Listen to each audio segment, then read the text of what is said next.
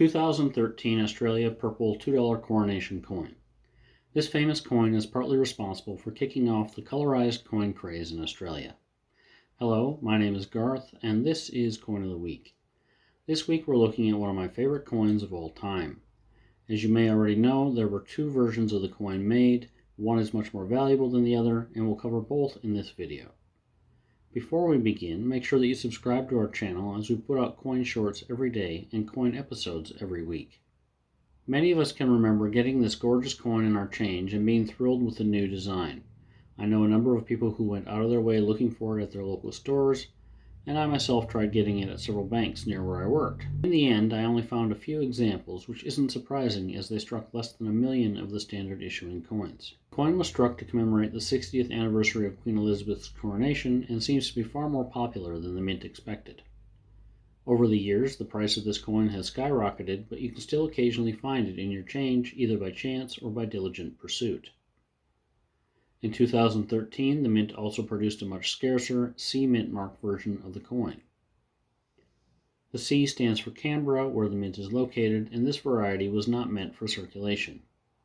There were less than 35,000 struck, and they were only available in coin cards from the mint.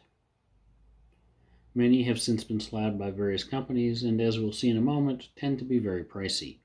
The image we've used for the thumbnail today is courtesy of the PCGS website, and with a grade of MS69, it is certainly among the finest known examples of the coin. If you look to the far right, you'll see the C mint mark on the reverse, indicating it is of the rare variety.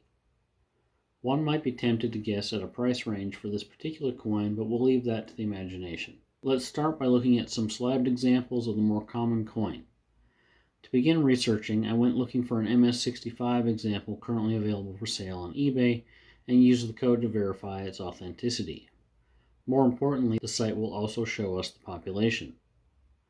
As we've stated in previous videos, mint state grades range from MS60 to MS70. For most collectors and most types of coins, the grades above MS65 are the place to begin. In this instance, we have an item available for an opening bid of $180.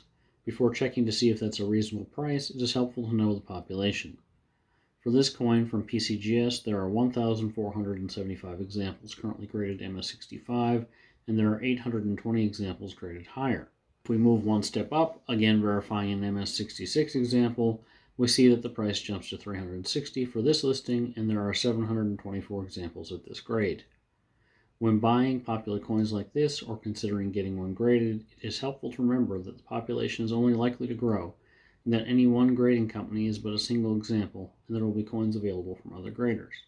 If you look at the top of the PCGS page, you'll see an identifying number for the coin in blue. In this case, it's 521067. If we click on the population number, also in blue, this will lead to population numbers for all grades of the coin. For this variety, there are 80 examples graded MS67 and only 3 graded MS68.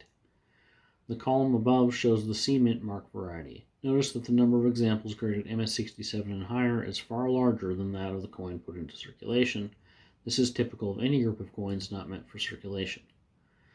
Nonetheless, at the time of recording, there are only 5 known examples slabbed by PCGS that have obtained an MS69 grade and none graded finer.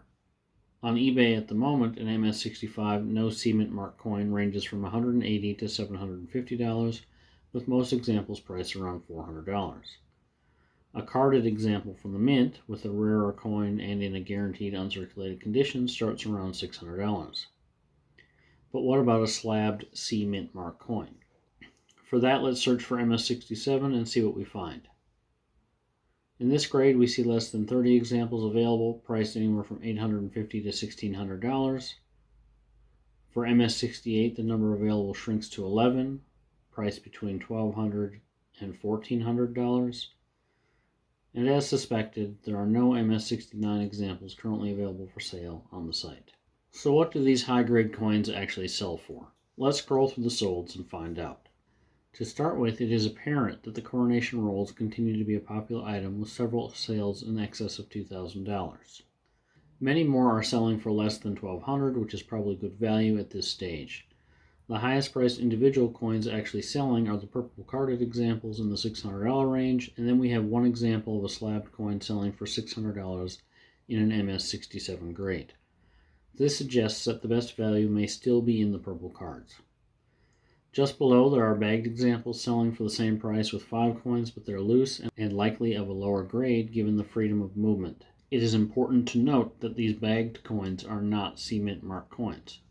Moving on to circulated examples of the coin, there are currently over 400 search results for the terms 2013 Purple Coronation. The least expensive example is currently available at auction for a starting bid of $20, and there are numerous examples with bids in the $35 to $40 price range.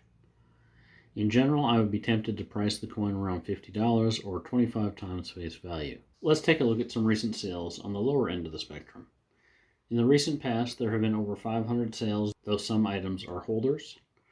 Right away, it's clear that not all coins are selling in that $50 range. Circulated examples in a decent condition might sell between $20 and $30, but if your example is a nice clean coin, the typical price range is $40 to $50, with some examples getting upward of $100.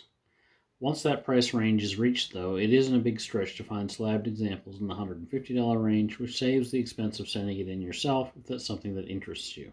If you enjoyed today's episode, we'd really appreciate a thumbs up. Possibly think about subscribing if you haven't already, and we'll catch up with you next time.